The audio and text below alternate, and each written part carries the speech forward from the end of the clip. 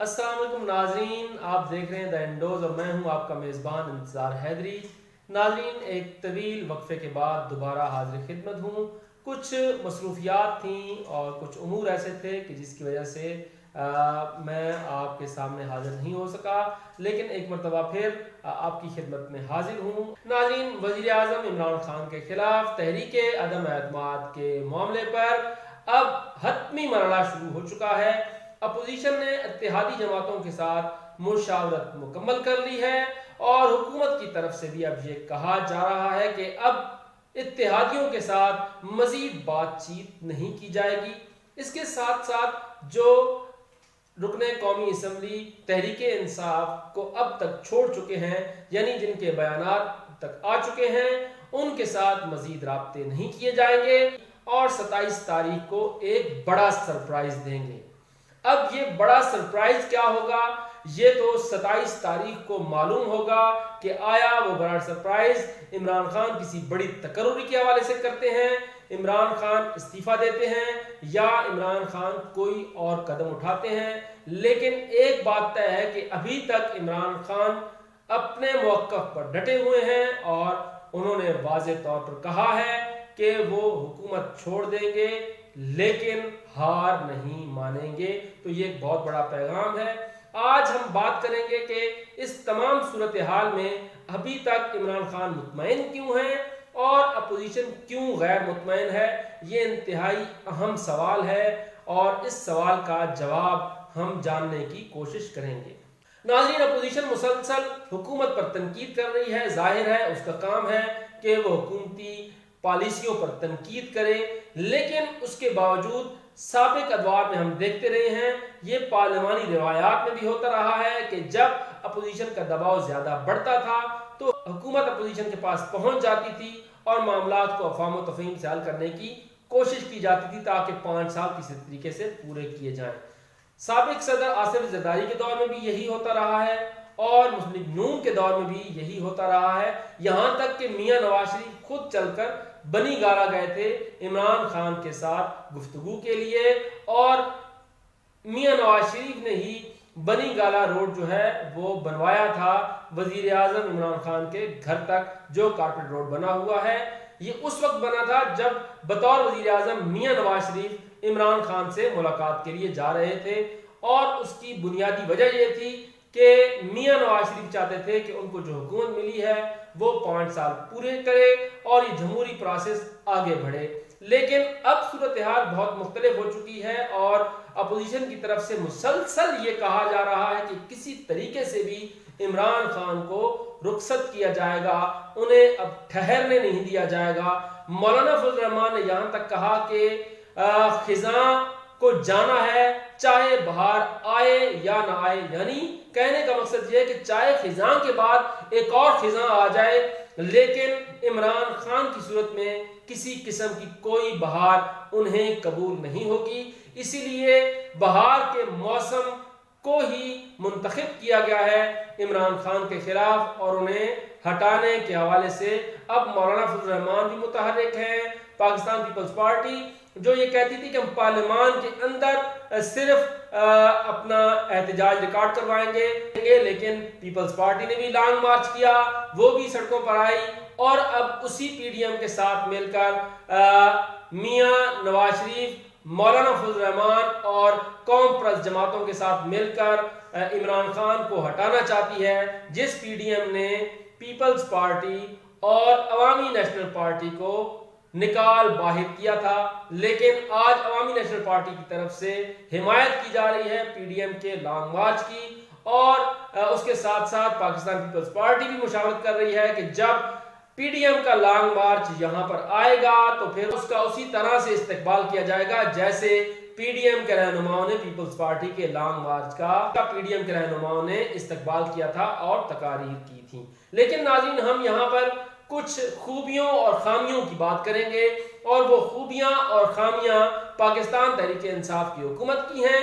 7 खामियों की पहले बात कर लेते हैं जो इमरान खान ने मुख्तलिफ मौके पर तकारीर में कही थी, लेकिन वो अपनी दौरे हुकूमत में उन दावों पर عمل درآمد نہیں کر سکے اور وہ 7 جو دعوے تھے وہ ان کی خامیوں میں تبدیل ہو گئے اور اس وجہ سے انہیں اپوزیشن کی طرف سے ٹف ٹائم بھی مل رہا ہے۔ وہ 7 نکات یہ ہیں، وہ 7 خامیاں یہ ہیں کہ عمران خان کرپٹ عناصر کے خلاف حتمی کارروائی نہیں کر سکے،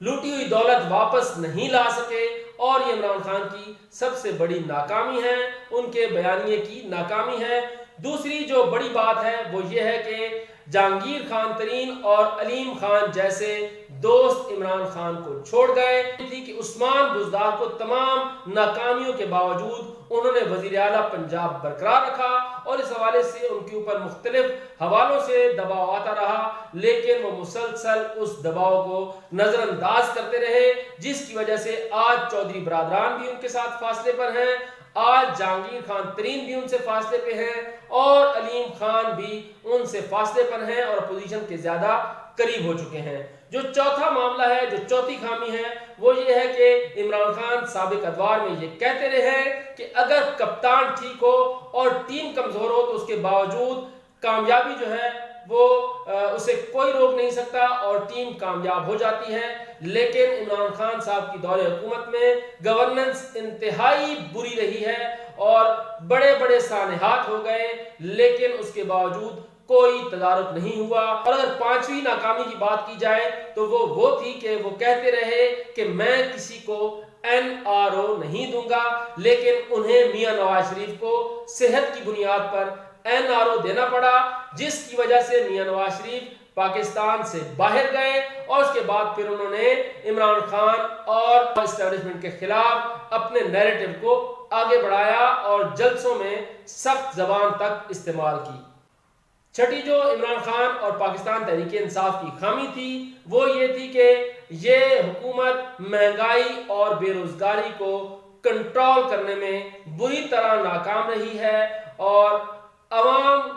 تک سستی اشیاء پہنچانے میں کوئی کردار ادا نہیں کر سکی۔ عمران خان جس بھی چیز کا نوٹس لیتے رہے اس کی قیمتیں آسمان سے باتیں کرتی رہی اور ایک بڑا بحران پیدا ہوتا رہا۔ ادویات کا بحران پیدا ہوا، ادویات کم ہو گئیں، ادویات کی قیمتیں بڑھ گئیں اور 7ویں اور بڑی ناکامی تھی آٹے اور چینی کا بحران اس ملک میں پیدا ہونا جو کہ خود زرعی ملک ہے، جہاں پر گندم وافر مقدار میں پیدا ہوتی ہے، جہاں پر گنا وافر مقدار میں کاشت ہوتا ہے اور اس کے ساتھ ساتھ صرف یہاں پر بات نہیں رکی بلکہ توانائی بحران نے بھی جنم لیا اور اس وجہ سے تیل کی قیمتوں میں بھی اتنا شدید اضافہ ہوا اور اس وقت ہوا جب عالمی منڈی میں تیل کی قیمتیں کم ہو رہی تھیں لیکن پاکستان میں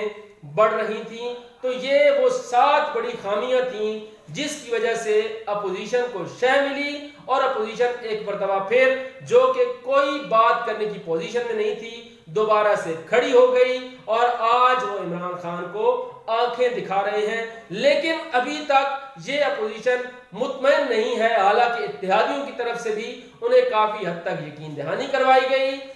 پاکستان تحریک انصاف کے بہت سے ارکان منظر عام پر آ چکے ہیں، جن میں نور عالم خان ہیں، جن میں نصرت پٹھان ہیں، جن میں دیگر بہت سے ارکان قومی اسمبلی ہیں جنہوں نے واضح طور پر کہہ دیا ہے کہ وہ تحریک عدم اعتماد میں حکومت کا ساتھ نہیں دیں گے، لیکن اس کے باوجود ابھی تک اپوزیشن مطمئن نہیں ہے۔ لیکن اس تمام صورتحال کے باوجود عمران خان مطمئن ہے۔ ان کے اطمینان کی بنیادی وجہ کیا ہے وہ بھی آپ سے ڈسکس کرتے ہیں اور وہ بھی 7 نکات ہیں۔ اس سے پہلے کہ میں وہ 7 نکات بتاؤں، ناظرین اگر آپ نے ابھی تک میرا چینل سبسکرائب نہیں کیا تو اسے سبسکرائب کیجئے اور اپنی رائے کا اظہار ضرور کیجئے۔ وہ جو 7 نکات ہیں ان میں سب سے پہلا نکتہ وہ ہے کہ عمران خان صاحب نے بطور وزیر اعظم اقوام متحدہ میں ایک شاندار تقریر کی تھی اور اس کی وجہ سے نہ صرف بین الاقوامی دنیا میں انہیں پذیرائی حاصل ہوئی بلکہ اسلامی ممالک اور خصوصاً پاکستان میں ان کے اس خطاب کو بہت سراہا گیا تھا اور ایک بڑی کامیابی سے تعبیر کیا جا رہا تھا۔ دوسرا جو بڑا اقدام تھا وہ تھا ٹرمپ کے ساتھ ملاقات، ٹرمپ کو مطمئن کرنا اور ان کے ساتھ 2 ٹوک الفاظ میں گفتگو کرنا۔ کسی بھی پاکستانی وزیر اعظم کا ذوالفقار علی بھٹو کے بعد پہلی مرتبہ اس انداز میں گفتگو کرنا، اس نے بھی پاکستانیوں کے دل میں گھر کر لیا اور اس وجہ سے بھی وزیر اعظم عمران خان کو بڑی پذیرائی ملی تھی۔ اور اس کے بعد پھر امریکہ کی طرف سے یہ کہا گیا تھا کہ ہم کشمیر میں بطور ثالث کردار ادا کرنے کے لیے تیار ہیں، جس کے بعد عمران خان جب پاکستان واپس آئے تھے تو انہوں نے کہا تھا کہ انہوں نے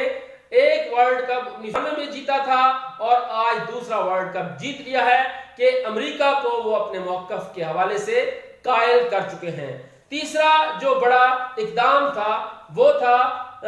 دورہ سعودی عرب اور دورہ ایران، جس میں عمران خان نے جرأت مندی کے ساتھ نہ صرف اپنی خامیوں کا تذکرہ کیا تھا بلکہ یہ بھی بتایا تھا کہ اگر یہ دو ممالک آپس میں بیٹھ جائیں تو امت مسلمہ کے بہت سے مسائل حل ہو سکتے ہیں، اور پاکستان کی ہی کوششیں تھیں کہ ایران اور سعودی عرب کے درمیان بغداد کے ذریعے مصالحت کا، مشاورت کا ایک سلسلہ شروع ہوا جو ابھی تک جاری ہے۔ اور چوتھی جو بڑی خوبی اور کامیابی اس حکومت کی تھی وہ تھی OIC کانفرنس۔ 3 سال بعد پہلی مرتبہ پاکستان ایک مرتبہ پھر اسلامی ممالک کی میزبانی کر رہا ہے، اور اس کا کریڈٹ بھی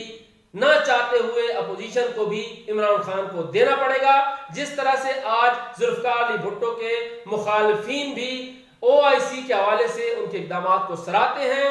73 کے آئین کے حوالے سے ان کے اقدامات کو سراہتے ہیں، اسی طرح سے تاریخ میں عمران خان کو سراہا جاتا رہے گا۔ اور پانچویں جو بڑی کامیابی اس حکومت کی ہے وہ ہے کہ انہوں نے پہلے دن سے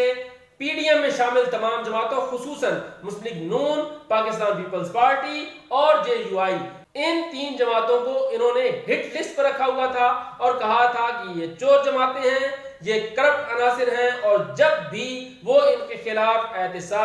کڑا احتساب کریں گے تو یہ ان کے خلاف کھڑے ہو جائیں گے، متحد ہو جائیں گے اور میری حکومت گرانے کی کوشش کریں گے۔ اور آج عمران خان یہ اپنا بیانیہ منوانے میں کامیاب ہو گئے ہیں، لیکن ابھی تک اپوزیشن کے پاس عمران خان کے اس بیانیے کا توڑ نہیں ہو سکا ہے۔ اور جو چھٹی کامیابی ہے اس حکومت کی اور عمران خان کی وہ ہے اقوام متحدہ میں اسلامو فوبیا کے خلاف قرارداد منظور کروانا۔ 15 مارچ کو اسلامو فوبیا کے حوالے سے منایا جائے گا یہ دن، اور انسداد اسلامو فوبیا کے حوالے سے اس دن کو مختص کیا جائے گا، اور یہ بھی تاریخ میں عمران خان کے کارنامے کے طور پر یاد رکھا جائے گا۔ 7ویں کامیابی جو اس حکومت کی ہے، عمران خان کی ہے، وہ ہے انتہائی دباؤ کے باوجود دورہ روس، جب انہیں اپوزیشن بھی روک رہی تھی، جب انہیں امریکہ کی طرف سے بھی پیغام دیا گیا تھا، جب انہیں یورپی ممالک کی طرف سے بھی پیغام دیا گیا تھا، لیکن عمران خان نے اپنے اس دورے کو مختصر کیا اور نہ ہی اس دورے کو ملتوی کیا، بلکہ انہوں نے وہ دورہ کیا اور یہ کہا کہ ہم اپنے تعلقات برابری کی بنیاد پر رکھیں گے، اپنے مفادات کی بنیاد پر رکھیں گے۔ یہ 7 وہ نکات ہیں جو عمران خان کی کامیابی ہے، جس نے عمران خان کی خامیوں کو چھپا لیا ہے، اور اس وجہ سے آج بھی عوام عمران خان کے ساتھ کھڑی ہو گئی ہے۔ اور اس وقت جو صورتحال ہے، گراؤنڈ کی صورتحال ہے، میں نے مختلف لوگوں سے جانا ہے جن میں فیلڈ میں کام کرنے والے صحافی بھی موجود ہیں، ان سے بھی پوچھا کہ آپ ذرا بتائیں کہ عمران خان کا گراف کیا نیچے ہوا ہے یا اوپر گیا ہے، تو